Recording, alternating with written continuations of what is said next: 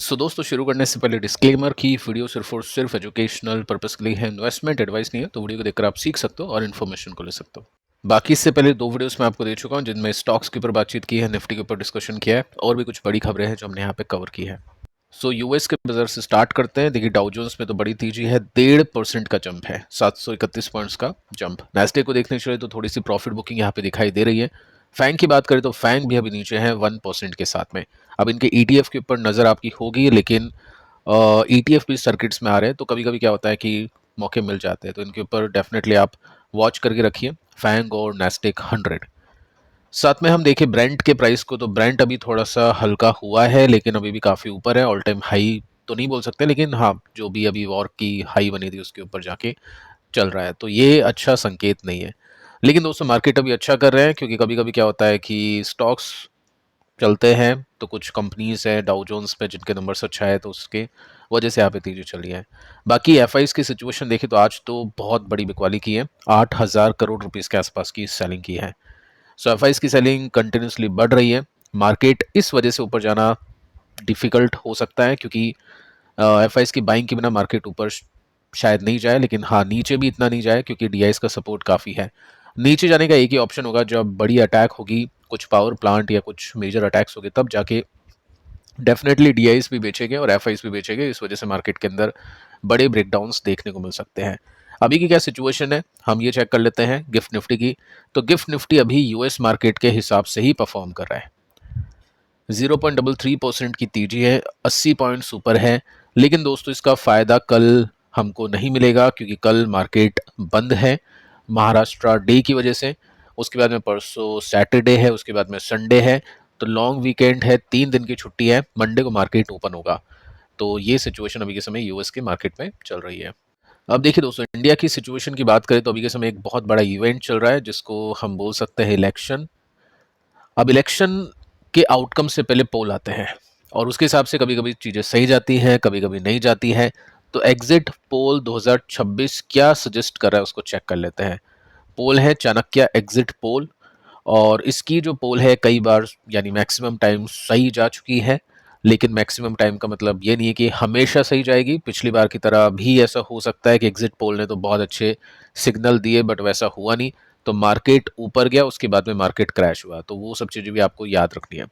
अब देखिए दोस्तों, यहाँ पे एग्जिट पोल में बताने की कोशिश है कि बीजेपी वेस्ट बंगाल के अंदर जीत सकती है, आसाम के अंदर रिटेन कर सकती है, केरला के अंदर क्लोज फाइट होगी। तो ये यहाँ पे बताने की कोशिश है। अगर मैं आपको थोड़ा सा डिटेल में लेके चलूँ, तो वेस्ट बंगाल की बात करते हैं सबसे पहले, क्योंकि यही सबसे इम्पोर्टेंट है। और इसके अंदर ये बताने की कोशिश है कि बीजेपी पावर में आ सकती है फर्स्ट टाइम। एग्जिट पोल का ये सजेशन है। सीट प्रोजेक्शन को देख लेते हैं। 192 सीट्स बीजेपी की और टीएमसी की 100 सीट्स की यहाँ पे एक्सपेक्टेशन है।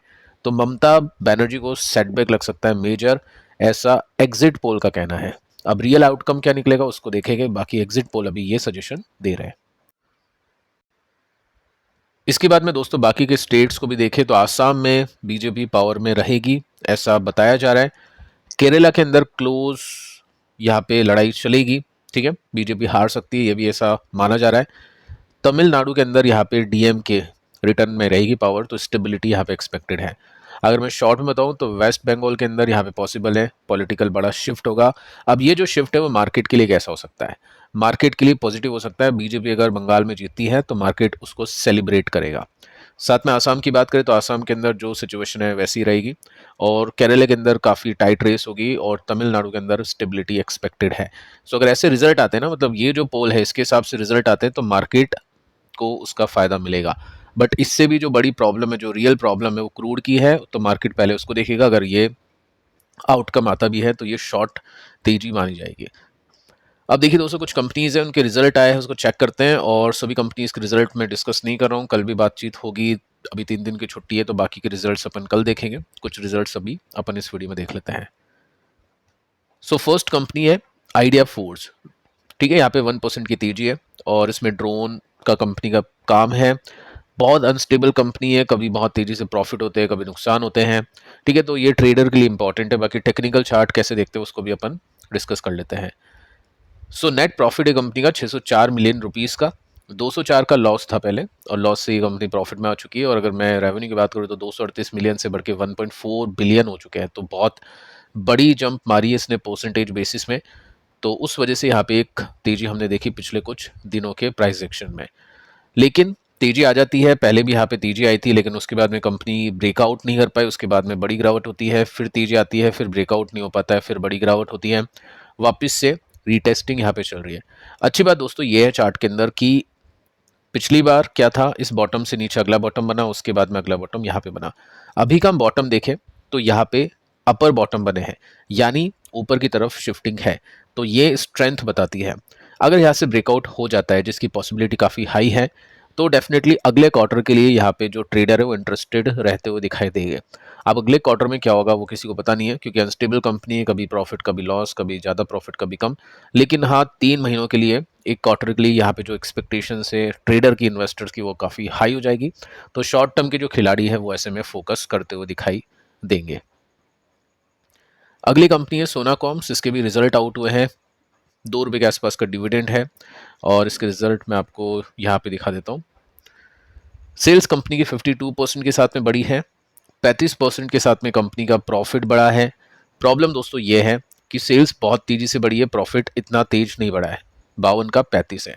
इसका मतलब प्रॉफिट के मार्जिन ड्रॉप हुए गए। तो यही है, 28% का जो मार्जिन है घट के 24% का हो चुका है। इसके रिजल्ट कब आए हैं? मार्केट के बंद होने के बाद में, आई थिंक एक बार मैं चेक कर लूँ, यस, 4:30 पर इसके रिजल्ट आए हैं। पिछले 3 क्वार्टर्स की बात करें तो 26-25% के मार्जिन है, तो कम हुए हैं। तो मार्जिन क्यून के बेसिस में घटे हैं, वायनो बेसिस में घटे हैं। सेल्स के दम पे कंपनी ने प्रॉफिट दे दिया है प्लस में, बाकी प्रॉब्लम हो जाती। तो नंबर्स मिक्स है।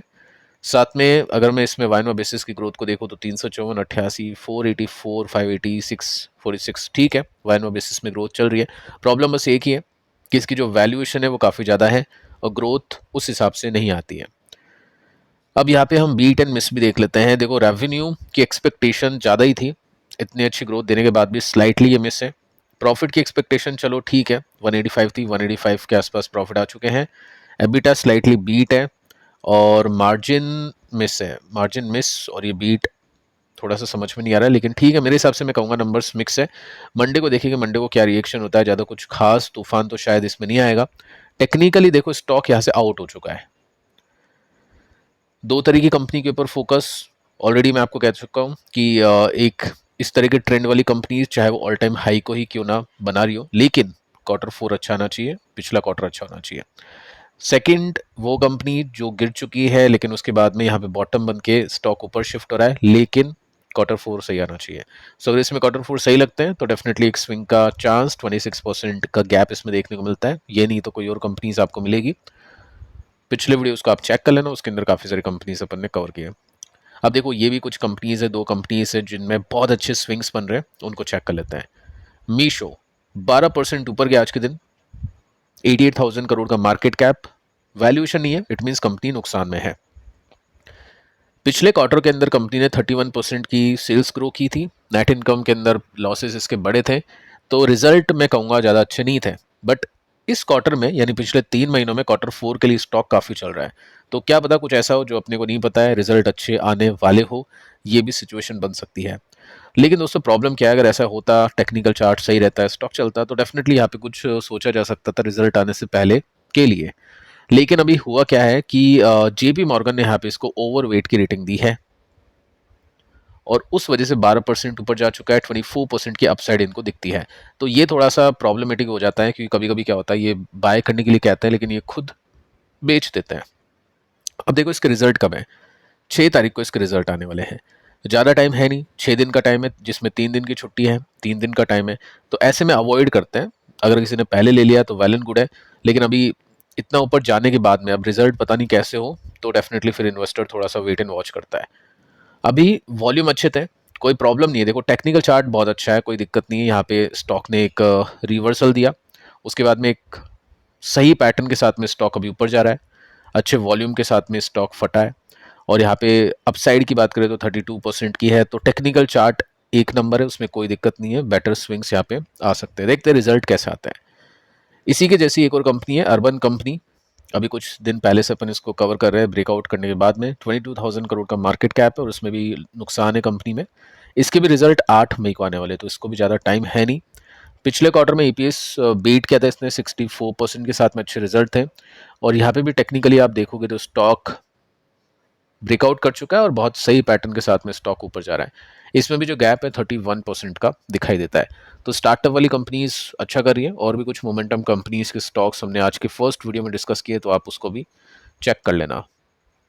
सो फिलहाल दोस्तों इस वीडियो में इतना ही, पिछले 2 वीडियोस को आप देख लेना। मिलते हैं कल, तब तक के लिए शुभ रात्रि।